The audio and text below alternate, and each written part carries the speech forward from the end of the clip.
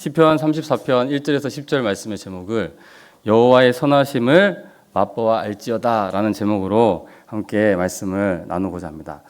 여러분, 오늘 말씀을 시작하기 전에 제가 여러분에게 질문을 하나 드리고 싶습니다. 여러분, 혹시 자신에게 있어서 추천하고 싶은 내가 좋아하는 혹시 맛집이 있으십니까? 갑자기 맛집. 제가 어떤 분들이 오해를 하고 계신 것 같은데, 제가 이게 인천에 원래 있던 사람이라고 알고 계시는 분들이 계신데, 저는 부산에 있다가 인천에 올라갔다가 다시 부산에 내려왔습니다. 그래서 제가 부산에 있다가 인천에 가니까 좀 처음 올라왔을 때 좀 낯설더라고요, 여러분.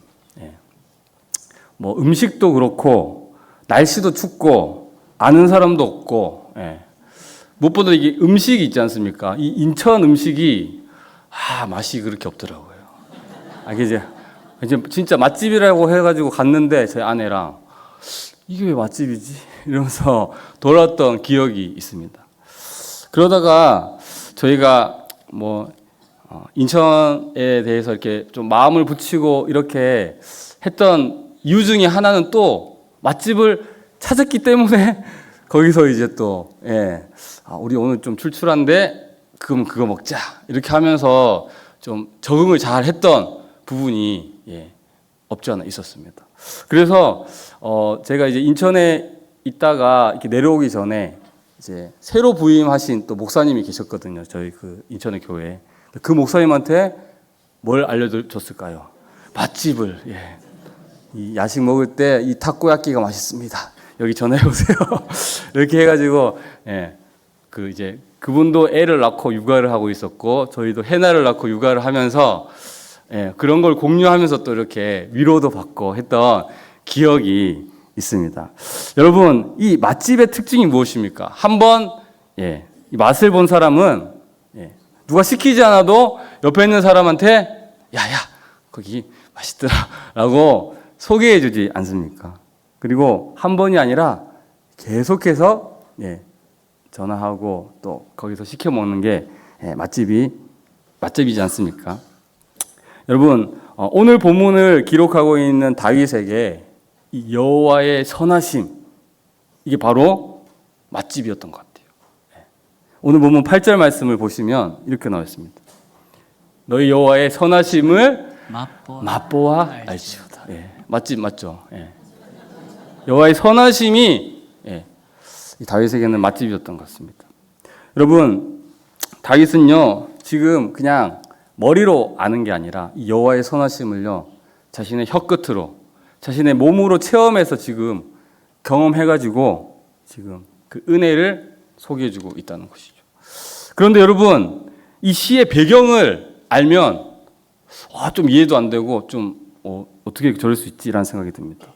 이 시는요 다윗이 잘 나갈 때 그때 지은 시가 아니라는 것이죠. 이 시의 표제를 보면요 이렇게 나와 있습니다. 다윗이 아비멜렉 앞에서 미친 채 하다가 쫓겨나서 지은 시. 무슨 말입니까? 여호와의 선하심을 맛보아 알았던 그 시기가 언제냐? 바로 그가 엄청 힘들었을 때, 비참한 수렁 가운데 있을 때, 살기 위하여 침을 질질 흘리면서 미친 척했던 그 비참한 수렁에서 지금 여호와의 선하심을 맛보았다라고 지금 고백하고 있기 때문에 대단한 것 같아요. 여러분, 도대체 어떻게 그럴 수 있었을까요? 오늘 그 비결에 대해서 함께 살펴보고 우리도 그 여호와의 선하심을 날마다 누리는 저와 여러분이 되기를 주님의 이름으로 축복합니다. 여러분, 다윗이 맛본 이 여호와의 선하심, 그걸 맛볼 수 있었던 첫 번째 이유가 무엇이냐? 그것은요 바로 항상 찬양하는 태도가 있었다는 것입니다. 찬양하는 태도. 오늘 보면 1절 말씀을 우리 다시 한번 읽어보겠습니다. 내가 여호와를 항상 송축하며 내 입술로 항상 주를 찬양하리이다. 아멘. 여러분, 여기서 중요한 게 뭘까요? 두 번 반복된 게 항상입니다. 항상. 여러분, 항상 송축한다, 항상 찬양한다 라고 나와 있죠. 우리가 읽은 개역 개정에는 항상이라고 그냥 번역됐지만 사실 여기 사용되는 히브리어는요, 이 두 개의 단어입니다. 첫 번째 항상은요, 어떤 상황 속에서도, 모든 상황 속에서도 주를 송축합니다 라는 뜻이고요.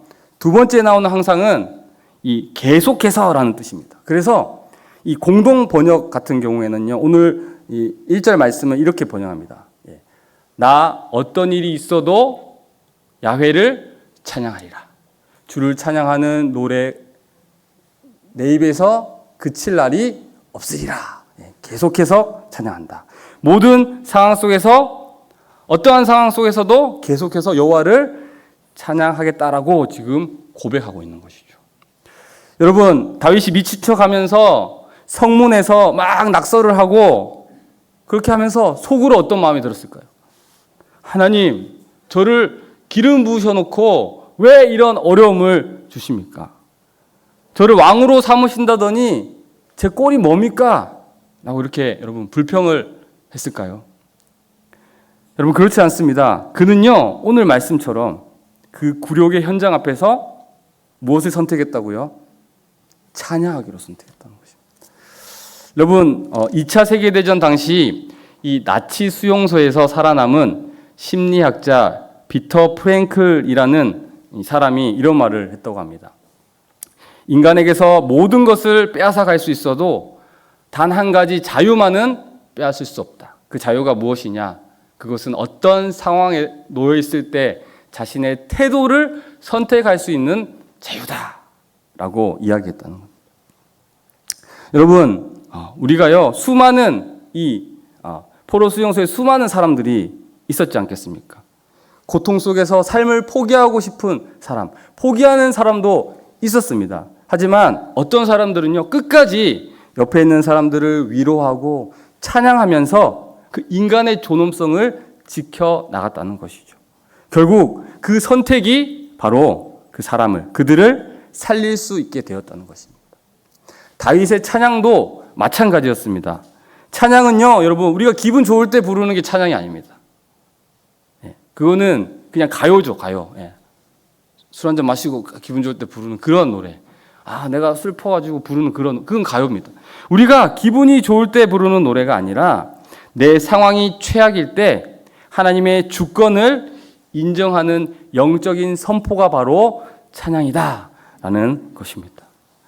여러분, 혹시 이렇게 다윗처럼 정말 미친 채를 해야 할 만큼 자존심이 상하고 그런 비참한 상황에 계신 분들이 계십니까? 남에게 말하지 못하고 또 그런 억울함을 겪고 계시는 분 혹시 계십니까?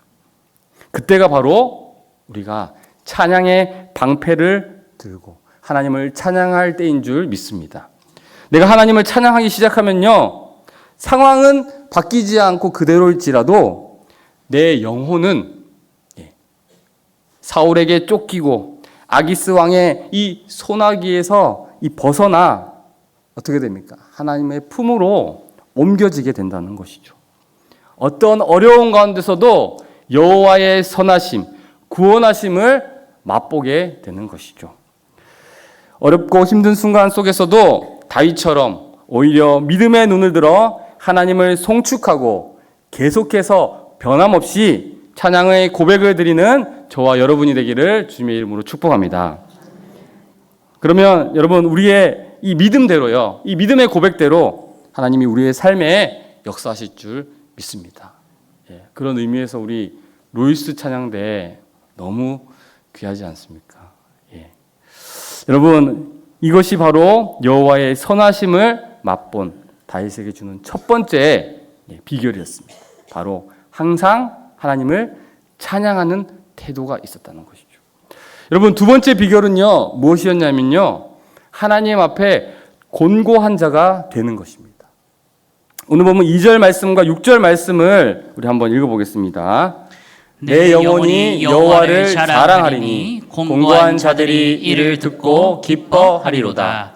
이 곤고한 자가 부르짖음에 여호와께서 들으시고 그의 모든 환난에서 구원하셨도다. 아멘. 여러분, 여기서 곤고한 자는요, 히브리어로 아나우라고 합니다. 단순히 돈이 없어서 가난한 사람을 말하는 것이 아니라 내 힘으로 단 1%도 스스로 내가 구원할 수 없습니다 라고 그렇게 철저히 겸손한 마음으로 고백하는 그것을 의미한다고 합니다. 여러분, 설교의 황태자라고 불리는 스펄전 목사님 들어보셨죠? 이분이 늘 설교단에 오르기 전에 이 계단을 밟으면서 이렇게 속삭였다고 합니다. 성령님을 의지합니다. 저는 아무것도 할 수 없습니다. 성령님을 의지합니다. 이렇게 속삭이면서 설교단으로 올라가셨다고 합니다. 수만 명을 감동시키셨던 그 위대한 설교가가 자신이 하나님 앞에 곤고한 자임을 지금 잊지 않고 고백하는 것이죠. 그가 비워질 때, 그가 하나님 앞에 겸손히 나아갈 때 하나님의 능력이 그를 통해서 나타났다는 것을 우리는 잘 알 수 있습니다. 여러분, 우리가 하나님의 이 선하심을 맛보지 못하는 이유가 그럼 무엇일까요? 우리는 왜 이 맛보지 못할까요? 대부분 우리가 너무 강하기 때문이 아닐까 생각해 봅니다. 아직 내 건강이 버텨주니까, 그래도 모아둔 돈이 있으니까, 그래도 내 인맥이 아직까지 동원되니까, 우리 주머니에 지금 쓸 돈이 있고 또 연락처가 힘 있는 사람들의 이름이 있다고 해서 우리는 하나님 앞에 낮아지고 겸손한, 곤고해지기 어렵다는 것입니다. 어쩌면 하나님은요, 우리가 이 곤고한 자, 곧 하나님 앞에서 가난하고 겸손한 심령이 될 때까지 어쩌면 하나님께서 우리를 기다리고 계시는지도 모르겠습니다. 어쩌면 내가 이 환난에서 앞뒤가 막힌 것 같은 이 진퇴양난의 이런 현실 앞에서 우리가 헤어나오지 못하는 것은요, 지금도 여전히 내 힘으로 어떻게 해봐야겠다, 하나님 앞에서 겸손한 심령이 되지 못해서 우리가 어려움을 겪고 있진 않은지 우리가 돌아볼 필요가 있다는 것이죠. 아직 내 힘으로, 내 지혜로, 내 인맥으로, 내 실력으로 다시 해볼 수 있다는 이 교만함이요, 우리의 마음을 하나님 앞에 곤고하게, 가난하게, 겸손하게 하지 못하고요, 그 가난하지 못한 마음으로 인해서 하나님께 진실하고 간절하게 기도하지 않는 우리의 모습이 있진 않은지 우리가 돌아볼 필요가 있다는 것입니다. 여러분, 우리가 보통 이 다윗을요, 하나님 마음에 어떤 자라고 합니까? 합한 자라고 부르죠. 그런데 다윗의 인생을 여러분 잘 알지 않습니까? 그러니까 정말 하나님 마음에 합할 만한 사람이었습니까? 아니죠, 여러분. 그가 범죄를 저질렀죠. 그도 엄청 교만했습니다. 그도 가정에서 정말 실패한 아버지 중에 아버지입니다. 그런데 어떻게 하나님 마음에 합한 자가 될 수 있었을까? 저는 그 이유를 딱 한 가지로 봅니다. 그는 하나님 앞에 엎드릴 줄 아는 겸손한 자였기 때문입니다. 교만할 때도 있었고요, 또 여러 가지 어려움도 있었습니다. 그래도 그가 선지자 앞에서, 말씀 앞에서 엎드려서 그의 범죄한 부분을 회개할 때, 눈물로 회개할 때 그가 다시금 하나님 마음에 합한 자다라는 그런 칭호를 들을 수 있었던 것 아니겠습니까? 하나님 앞에서 겸손하게 엎드려 기도할 수 있는 저와 여러분이 되기를 주님의 이름으로 축복합니다. 여러분, 마지막으로요, 이 다윗은요, 그 은혜의 맛을 기억하고 그리고 피하라고 지금 권면하고 있습니다. 그 은혜의 맛을 우리가 기억하고 그곳으로 피해라 라고 우리에게 권면해주고 있다는 것이죠. 오늘 보면 8절 말씀을 우리 함께 읽어보겠습니다. 너희는 여호와의 선하심을 맛보아 알지어다. 그에게 피하는 자는 복이 있도다. 아멘. 여러분, 저는 다윗이요, 이 아기스 왕 앞에서 극적으로 살아난 이 경험을 하나님의 선하심을 맛본 것이다 라고 지금 어떤 시적으로 표현했다고 생각됩니다. 이것이 너무 참 재밌는 표현이지 않습니까? 또 되게 너무 마음에 와닿는 표현이 아닙니까? 여러분, 그런데 지금 이 고백은요, 이 자신의 간증을 소개하는 것을 넘어서 뭐라고 이야기하고 있냐면, 너희도 이 여호와 하나님의 선하심을 너희의 삶 속에서 맛보라 라고 지금 도전해주고 있는 것입니다. 그래서 너희는 이라고 시작하고 있지 않습니까? 환난과 시련 중에도 하나님께 피하는 자는 복이 있으니 너희도 그렇게 피해라. 그러면 여호와의 선하심을 너희가 맛보아 알지어다 라고 이야기해주고 있습니다.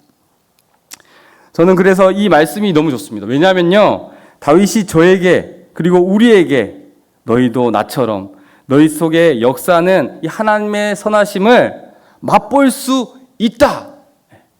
맛보라 라고 지금 이야기하고 있는 것이기 때문이죠. 그리고 하나님을 기억하며 너희도 나처럼 하나님을 찬양하라 라고 지금 말씀해 주고 있기 때문입니다. 예수님을 믿는 누구나 이 여호와의 선하심을 맛볼 수 있다는 이 사실, 이것이 바로 우리에게 은혜인 줄 믿습니다. 그렇기 때문에 우리가 이 어려움 속에서도 이 여호와의 선하심을 맛보고 또 그곳으로 피하는 저와 여러분이 되기를 주님의 이름으로 축복합니다. 여러분, 여기서 또 한 가지 중요한 것은요, 이 맛을 기억함으로, 하나님의 선하심을 기억함으로 오늘도 우리가 살아간다는 것입니다. 제가 아까 설교를 시작할 때에 이 맛집이라는 것을 말씀드렸죠. 모두가 다 사실 맛집은 아닙니다. 제 입맛에 맞는 맛집이 맛집이지 않습니까? 이 맛집이라는 것은 개인적인 그런 부분이 있다는 것이죠. 그 맛에 대한 기억이요, 그곳에서 내가 보냈던 그 추억이 그 내 안에 있기 때문에 남이 뭐라고 해도 어떻습니까? 나는 이 집이 소중하고 이 집이 나의 맛집이 되는 것이죠. 여러분, 신앙생활도 마찬가지입니다. 하나님과의 관계도 마찬가지라는 것입니다. 우리의 삶 속에서 하나님이 보여주셨던 그 선하심을, 그 구원하심을 우리가 잊지 말아야 된다는 것이죠. 그리고 그것을 내 마음에 새겨야 된다는 것입니다. 그러면요, 다음에 비슷한 상황이 찾아와도, 아니 그보다 더 힘들고 어려운 현실을 우리가 만나게 되더라도요, 바로 그때 우리가 그때 하나님이 도우셨지 라고 하면서 하나님께 피하려고 한다는 것입니다. 다른 곳에 피해봤자 좋은 것이 없더라. 내가 다른 거 해봤는데 좋은 거 없더라. 하나님께 피했을 때 맛보았던 그 맛집, 그 선하심, 그것들이 나에게 다시금 힘이 되고 또한 다시 하나님께 피할 수 있는 원동력이 된다는 것입니다. 그래서 우리는요, 맛을 기억하듯이 구원의 경험을 그리고 하나님의 선하심을 기억해야 합니다. 그래서 맛을 기억해서 맛집을 찾아가듯이 이 선하심을 기억해서 하나님을 붙잡아야 된다는 것이죠. 하나님을 찾아가야 된다는 것입니다. 인생에 어렵고 힘든 일이 찾아와도요, 내가 경험해 본 그 맛집, 그 하나님의 선하심을 되새기시면서 다시 기도와 말씀으로 이 어려운 상황을 이겨내시는 저와 여러분이 되기를 주님의 이름으로 축복합니다. 여러분, 이스라엘 백성들이요, 요단강을 건넌 후에 길갈에 12돌을 세웠던 거 기억하시죠? 후대의 자녀들이 아빠, 할아버지, 저 돌이 뭐예요? 라고 물어봤을 때, 그래, 이 돌은 하나님이 우리를 건너게 하셨다라는 증거야, 기념이야 라고 말해주지 않았습니까? 여러분, 어떤 성도는요, 인생의 고비마다 하나님이 주신 은혜를 노트에 적어둔다고 합니다. 그리고 다시 위기가 찾아와 낙심될 때 그 노트를 펴서 예전에 맛보았던 그 선하신 하나님을 다시 되새긴다고 합니다. 그러면 신기하게도 힘들었던 상황 가운데서도 다시 일어날 힘을 얻게 된다는 것이죠.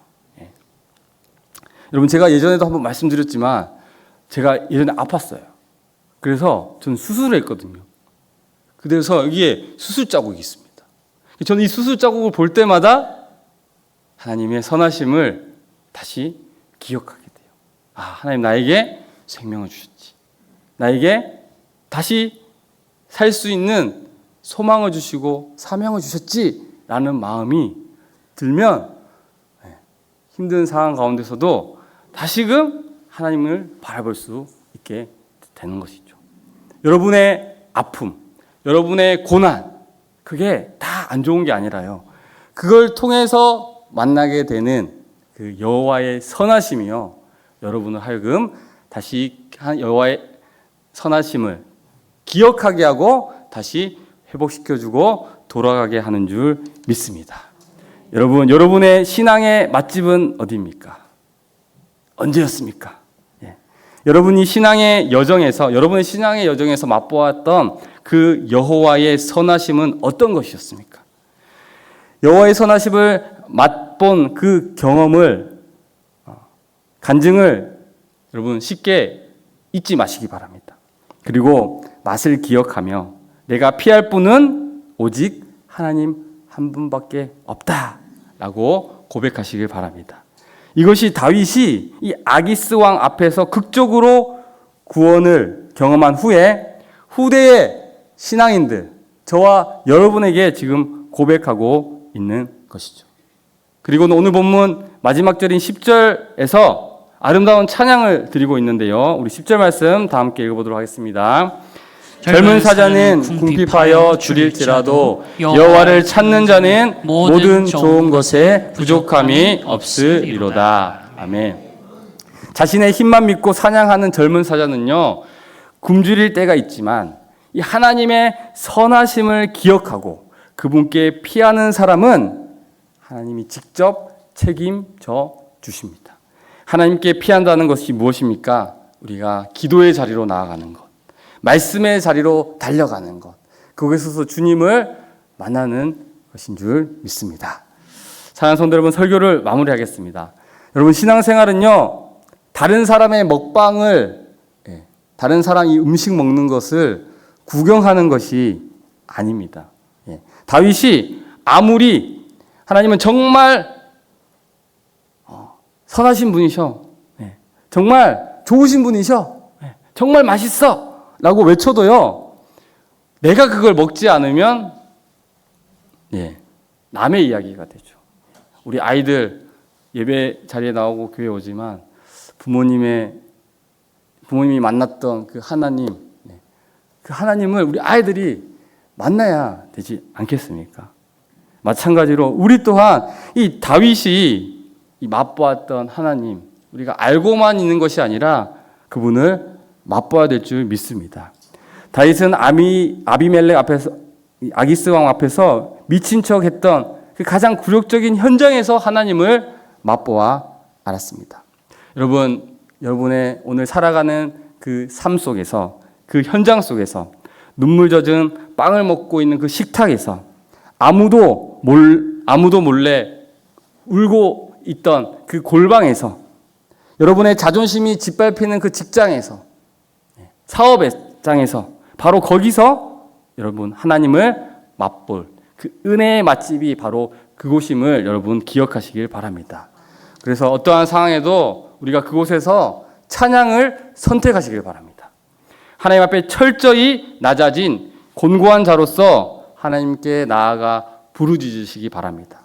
그리고 과거에 여러분을 도우셨던 그 하나님의 손길을 다시금 기억하면서 다시금 하나님의 품으로 나아가는 저와 여러분이 되길 주님의 이름으로 축복합니다. 여러분, 비록 한치의 앞을 알 수 없는, 내다볼 수 없는 불투명한 우리의 인생이지만 여호와의 선하심을 맛본 자는요, 두려워하지 않습니다. 오늘 이 예배를 통해 다윗의 이 하나님이 저와 여러분의 개인적인 그 하나님이 되기를 주님의 이름으로 축복합니다. 그래서 우리가 또 6월 14일 날 전도 축제를 하지 않습니까? 그때 우리가 내가 맛본 하나님을 소개해 줄 수 있는 그런 저와 여러분, 우리 제3영도교회가 되기를 주님의 이름으로 축복합니다. 아멘.